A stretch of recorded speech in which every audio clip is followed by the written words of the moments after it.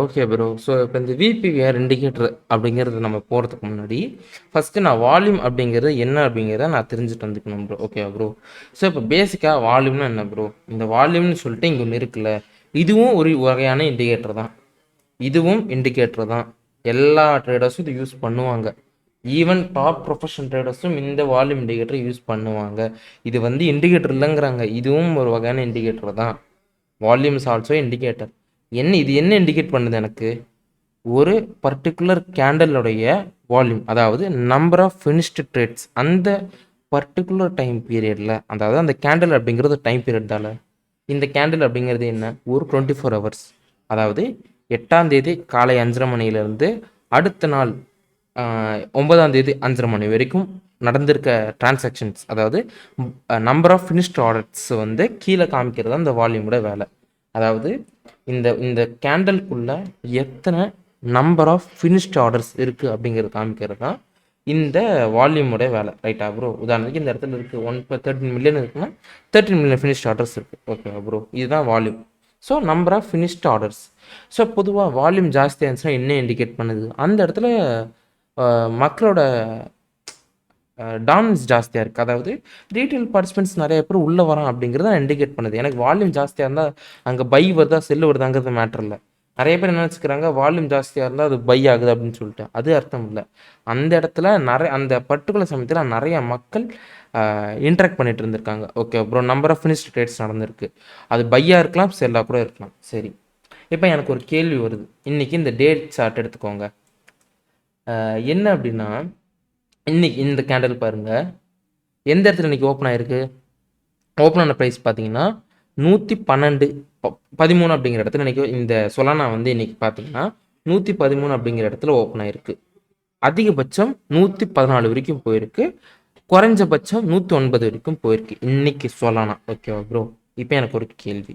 இப்போ வரைக்கும் இந்த வால்யூமில் பார்த்தீங்கன்னா 4 மில்லியன் அளவுக்கு வால்யூம் நடந்திருக்கு. ரைட்டா ப்ரோ? 4 மில்லியன் அளவுக்கு பார்த்தீங்கனாலே இங்கே காமிக்கும் 4.01 மில்லியன், 4 மில்லியன் அளவுக்கு இன்னைக்கு சொலானால வால்யூம் நடந்திருக்கு. சரி, இப்போது ஓகே ப்ரோ, இன்றைக்கி என்ன? இன்றைக்கி சொலானா வந்து 113 அப்படிங்கிற இடத்துலேருந்து 109 வரைக்கும் இன்றைக்கி சொலானா ட்ராவல் ஆகிருக்கு. கிட்டத்தட்ட $4 டிஃப்ரென்ஸு. அந்த $4 டிஃப்ரென்ஸில் கிட்டத்தட்ட 4 மில்லியன் அளவுக்கு ட்ரேட் ஆகிருக்கு. இந்த இடத்துல ஒரு கேள்வி கேட்குறேன். $4 டிஃப்ரென்ஸ் இருக்கா? எந்த பர்டிகுலர் ப்ரைஸில் எனக்கு அதிகமான ஆக்ஷன்ஸ் நடந்திருக்கு, அதாவது எந்த பர்டிகுலர் ப்ரைஸில் எனக்கு அதிகமாக பை அண்ட் செல் நடந்திருக்கு அப்படிங்கிறத நான் தெரிஞ்சுக்கணும். ரைட்டா ப்ரோ? இப்போ என்ன பண்ணுறேன், இந்த இடத்துல நான் கண்டுபிடிக்கிறேன். இந்த வால்யூம் வச்சு நான் என்ன கண்டுபிடிக்கிறேன்?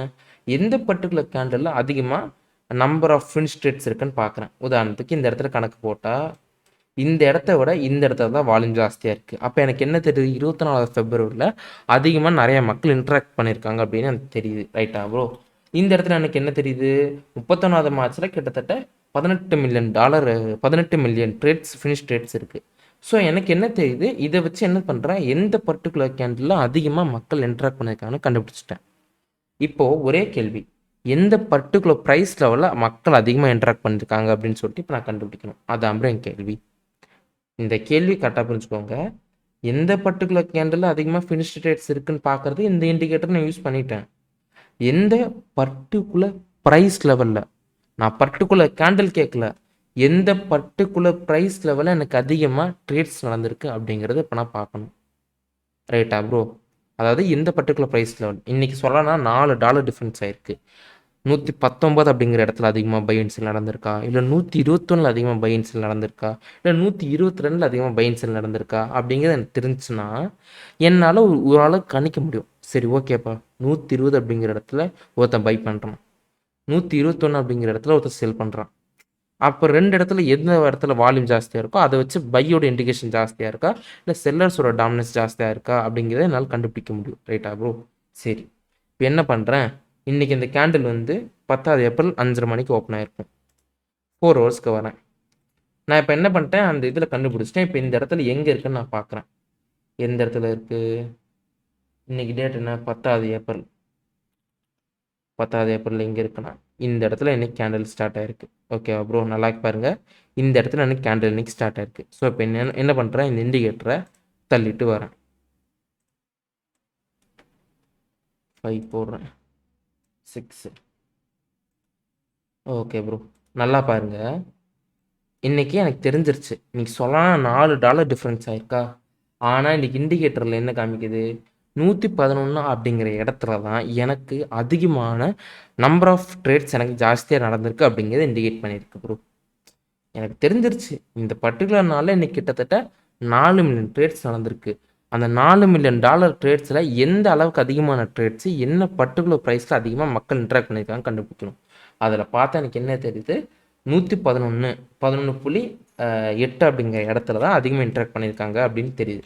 சரி, அந்த இடத்துல யார் அதிகமாக இன்ட்ராக்ட் பண்ணியிருக்கா, இந்த இடத்துல நீங்கள் அப்படியே செக் பண்ணி பார்த்தா பையர்ஸோட இடம் தான், பையர்ஸோடைய ஸ்ட்ரென்த்து தான் இந்த இடத்துல ஜாஸ்தியாக இருக்குது. ரைட்டா ப்ரோ?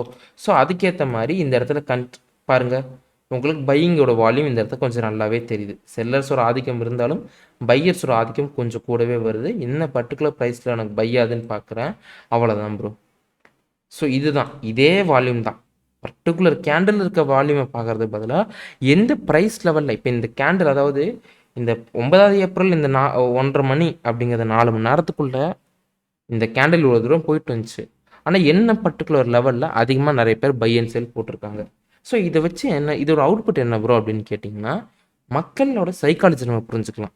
எந்த இடத்துல அவன் லிமிட் போடுறான், ஏன் அப்படின்னா மக்கள் எந்த இடத்துல limit order, buy and sell order போடுறான்னா அதை வச்சுட்டே நம்ம மார்க்கெட்டை ட்ரேட் பண்ணலாம். சப்போர்ட் அண்ட் ரெசிஸ்டன்ஸ் பார்க்குறத விட எந்த இடத்துல ஒருத்தன் பையிங் அண்ட் செல்லிங் வச்சுருக்கானோ அதை வச்சு நம்ம ட்ரேட் பண்ண முடியும். அது அட்வான்ஸ்டு சைக்காலஜி வச்சு ட்ரேட் பண்ணலாம். நம்ம அந்தளவுக்கு நம்ம மார்க்கெட்டில் ப்ரொஃபஷனல் ஆகிறதுக்குலாம் ரொம்ப டைம் எடுக்கும். அதுக்கெலாம் 30-40 இயர்ஸ் மேலே ஆகும். ஓகேவா ப்ரோ? ஸோ அந்த மாதிரி சமயத்தில் இந்த மாதிரி இண்டிகேட்டர் யூஸ் பண்ணும்போது என்னால் சைக்காலஜியாக மக்களோட சைக்காலஜி புரிஞ்சுக்கிறதுக்கு இந்த இண்டிகேட்டர் பயன்பாடாக இருக்கும் ப்ரோ. இதை வச்சுட்டு பை அண்ட் செல் சிக்னல் வர என்னால் தெரிஞ்சுக்க முடியாது. இது எனக்கு இண்டிகேட்டர் பச்சையாக இருக்குது அதனால் பை ஆயிரும் நான் சொல்ல முடியாது. இந்த 4 மணி நேரத்தில் யாரோட ஆதிக்கம் எனக்கு ஜாஸ்தியாக இருந்திருக்கு. ஸோ என்னால் என்ன பண்ண முடியும்னா, எந்தெந்த இடத்துல மக்கள் ரியாக்ட் ஆகிறாங்க, எமோஷனல் ஆகிறாங்க, எந்த இடத்துல அவனுக்கு செல் ஆனால் அவனுக்கு ப்ராஃபிட் வருது, எந்த இடத்துல அவனுக்கு செல் ஆனால் லாஸ் வருது, பீப்புளோட சைக்காலஜியாக நம்ம வால்யூம் இண்டிகேட்டர் மூலிமா பார்க்கலாம் ப்ரோ. இந்த வால்யூம் மூலியமாகவும் இந்த வால்யூம் மூலியமாகவும் ப்ரோ. ஸோ அதுதான் இந்த வால்யூம் இண்டிகேட்டரோட பர்பஸ் ப்ரோ.